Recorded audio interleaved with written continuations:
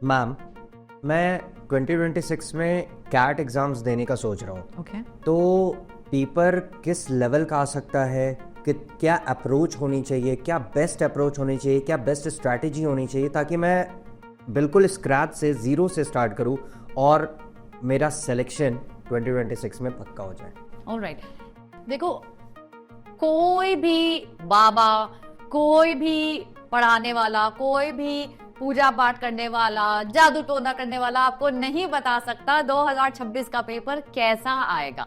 लेकिन अगर आप पिछले कुछ सालों के पेपर को उठा के देखें, उसकी VARC सेक्शन को उठा के देखें और उनकी एनालिसिस करें, तो कुछ कंक्रीट डेटा हमारे पास डेफिनेटली आता है, जिससे हम अपनी आने वाले एक साल की स्ट्रैटेजी बना सकते हैं। तो सबसे पहले अगर हम 2025 का पेपर देखें, उसी का कंपैरिजन हम 24, 23, 22 और 21 तक भी करें, तो एक चीज डेफिनेटली बाहर निकल के आती है कि पैसेजेस कुछ बहुत आसान हो सकते हैं और कुछ बहुत इंटेंस रीडिंग वाले हो सकते हैं।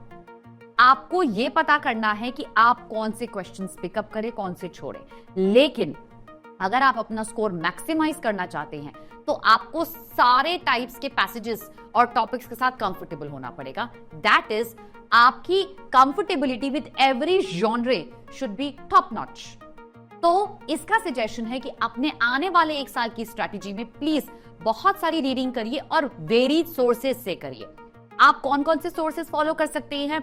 आप एयन कर सकते हैं, क्योंकि हमने 2025 में भी और पास में कुछ सालों में भी एयन से आर्टिकल्स आते देखे हैं, और वो एक फ्री सोर्स है जहां से बहुत सारे आर्टिकल्स पिकअप किए जाते हैं, बहुत सारे जॉनरेस पे भी आते हैं। तो आप एयन से पढ़ सकते हैं, आप Smithsonian magazine, the New York times, the guardian, Nautilus से आप आर्टिकल्स पढ़ सकते हैं। You can also read the economist. ऐसे में क्या होगा, आपके पास एक वैरायटी हो जाएगी ऑफ मेनी जॉनरेस जिन पे आर्टिकल्स आ सकते हैं। अगर आप सिर्फ अपने कंफर्टेबिलिटी के जोन में पढ़ते रहेंगे, तो आप सिर्फ वही पैसेजेस कर पाएंगे जो आपकी कंफर्टेबिलिटी में होंगे, बट वो तो कोई गारंटी है नहीं, क्योंकि हमने इतने वेरी टॉपिक्स देखे हैं लास्ट 5-6 सालों में। तो ये हुआ पहला पॉइंट कि हमने क्या एनालिसिस करके देखा। दूसरा, अगर एक्सट्रैक्ट्स सिंपल भी थे, तो उन पे सवाल ऐसे थे जिसने आपको कंफ्यूज करके रख दिया। ऑप्शंस इतने क्लोज थे कि आप एलिमिनेट ना कर पाए। तो सबसे पहली चीज, अगर आप सवाल नहीं समझ पाए, तो उसके लिए आपको ये क्लैरिटी रखनी पड़ेगी कि हर सवाल का सॉल्व करने का तरीका अलग होता है।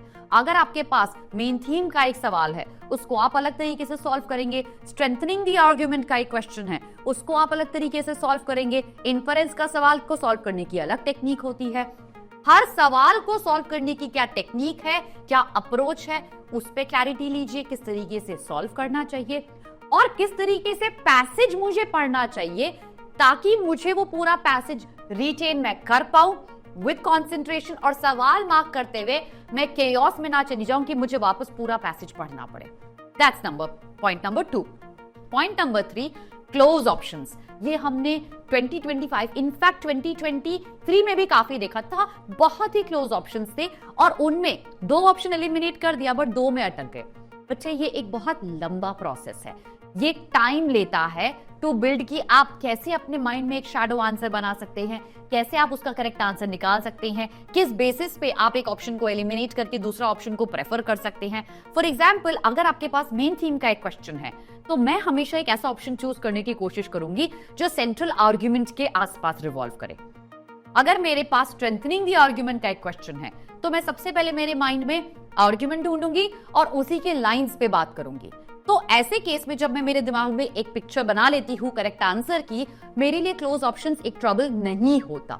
यही बहुत सारी टेक्निक्स हम बैचेस में डिस्कस करते हैं कि किस तरीके से पैसेज पढ़ा जाए, किस तरीके से हम सॉल्व करें उसको, और किस तरीके से हम एक सवाल को आंसर करें। मैम, एक और क्वेश्चन है। मैंने 2025 में एग्ज़ाम्स दिए, बहुत सारे मैंने गलतियों को एनालिसिस किया, तो कुछ गलतियां समझ में आई। तो मैम, ऐसा क्या करें 2026 के प्रिपरेशन में स्टार्टिंग से ही कि मेरी गलतियां वो मिनिमाइज हो जाए, बिल्कुल बहुत कम हो जाए, जो कि मैं गलती 25 में किया था वो अब 2026 में ना हो। आप बहुत ब्लेस्ड पोजीशन पे हैं। आपने पेपर एक बार दे दिया और आपको पता है आपकी क्या गलतियां हैं। आप अगर नहीं भी जानते आपकी क्या गलतियां, आप उस पेपर के एनालिसिस करके इन डेप्थ निकाल सकते हैं आपके साथ ट्रबल क्या था।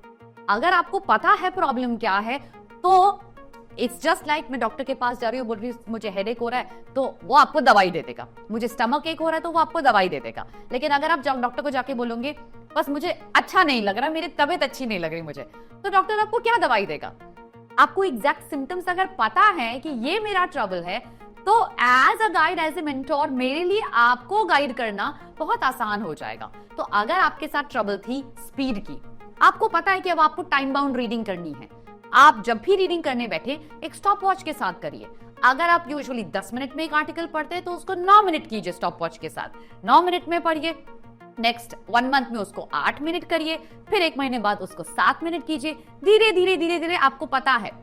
प्लस कुछ ऐसी टेक्निक्स होती हैं जहां पे मुझे पता है कि मैं किस तरीके से स्किम और स्कैन कर सकती हूं पैसेज को, इन टेक्निक्स पे काम कीजिए। अगर आपको लगता है कि आपकी प्रॉब्लम वोकैबुलरी थी या फिर जॉनरे आपकी प्रॉब्लम थी कि आपको फिलोसॉफिकल पैसेजेस समझ नहीं आते, इकोनॉमिक्स बेस्ड पैसेज समझ नहीं आते, तो आपको पता है कि मुझे जाके उन आर्टिकल्स जैसे टर्म्स जो यूज होते हैं मैं उनके साथ कंफर्टेबल हो जाऊं। I can go on Wikipedia, I can find those terminologies, और विकिपीडिया आपको link by link by link ऐसे और इतने सारे आर्टिकल्स देगा जो आपको एज अ लेमैन कंफर्टेबल कर देगा उन टॉपिक्स के साथ पे, उन जॉनरेस के साथ पे जिस पे आर्टिकल्स आए थे। तो आपको आइडेंटिफाई करना है कि आपकी प्रॉब्लम एरिया क्या है। If you want me to help you, you can comment under the video with your problem area and I will be very happy to personally reply to you कि आप कैसे उसको रिजॉल्व कर सकते हैं।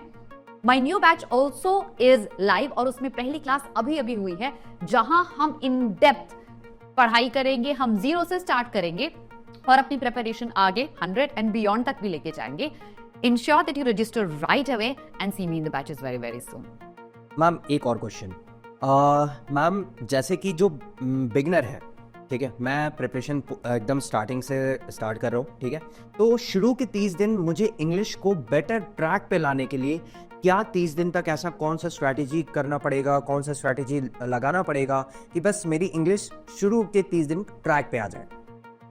मैं बहुत फॉन्डली बोलती हूँ कि एक बड़ा प्लान बनाना बहुत जरूरी है आपके लिए। मैं अपने आप को एक IIM में देखना चाहता हूँ, मैं मुझे टॉप मैनेजरियल पोजीशन में देखना चाहता हूँ, लेकिन एक माइनर प्लान बनाना उससे भी ज्यादा इंपॉर्टेंट है। मैं हर मंथ अपने आप को कहाँ देखना चाहता हूँ, मैं हर वीक और हर डे अपने आप को कहाँ देखना चाहता हूँ।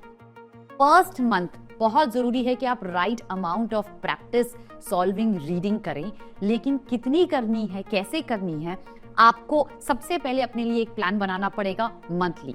दैट इज मैं उस मंथ में कितने नंबर ऑफ आवर्स दे सकता हूँ, इंक्लूडिंग वीकेंड्स में कितने आवर्स जाएंगे, वीकडेज में कितने आवर्स जाएंगे, डिपेंडिंग आप जॉब कर रहे हैं या आप कॉलेज जा रहे हैं या आप एक साल ड्रॉप कर रहे हैं, आप और किसी चीज में ऑक्यूपाइड नहीं है, आप कितने नंबर ऑफ आवर्स निकाल सकते हैं। Make a chart. उस नंबर ऑफ आवर्स में आप VARC को कितने आवर्स देना चाहते हैं, आइडियली आपके कंफर्टेबिलिटी ऑफ VARC पे डिपेंड करेगा वो। अगर वो वीक है तो अभी आई डेफिनेटली वुड रेकमेंड आप मोर नंबर ऑफ आवर्स VARC को दें। तो फॉर एग्जाम्पल अगर आपका प्लान ऐसे बन के आता है कि मैं डेली 3 आवर्स VARC को देने वाला हूं, तो इन 3 घंटों में आपको मिनिमम 1 घंटे की रीडिंग डालनी पड़ेगी। अगर आपके पास 3 घंटे हैं तो that is 1/3 of the time that you have. Please reading कीजिए। रीडिंग एक बहुत, I can't emphasise enough on it. I am sure अभी अगर आप मुझे देख रहे हैं तो आपने रीडिंग बहुत सारी नहीं करी है अपनी लाइफ में, लेकिन ये एक ऐसी चीज है अगर आप कैट की प्रिपरेशन कर रहे हैं आप नहीं भाग सकते इससे।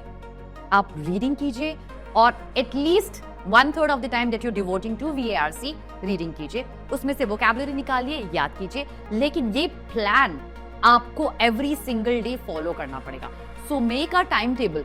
मे साउंड वेरी क्लीशेड कि मैम हम स्कूल में तो नहीं है जो मैं टाइम टेबल बनाऊं, आप नहीं है, लेकिन आप अभी भी एक स्टूडेंट हैं और आप अभी भी तैयारी कर रहे हैं एक एग्जाम की, आपके लिए टाइम टेबल बहुत जरूरी है। Every morning when you get up, उठ के डिटरमाइन कीजिए कि आज आपका दिन कितना हेक्टिक होगा, उसके हिसाब से आप कितनी देर VARC की तैयारी को देने वाले हैं। आज मुझे फिलोसफी का एक आर्टिकल पढ़ना है या आज मुझे इकोनॉमिक्स के 4 टर्मिनोलॉजी से कंफर्टेबल होना है, तो मैं रिसर्च करूंगा उन टर्मिनोलॉजीज के बारे में। Please make a plan every single day and depending upon what your agenda for the remaining 1 month is, उस plan में put up कीजिए। If you are somebody who is looking for a plan, I would expect you to comment under my video and let me know. मैं आपको plan बनाने में भी help कर सकती हूँ, but you have to let me know of that.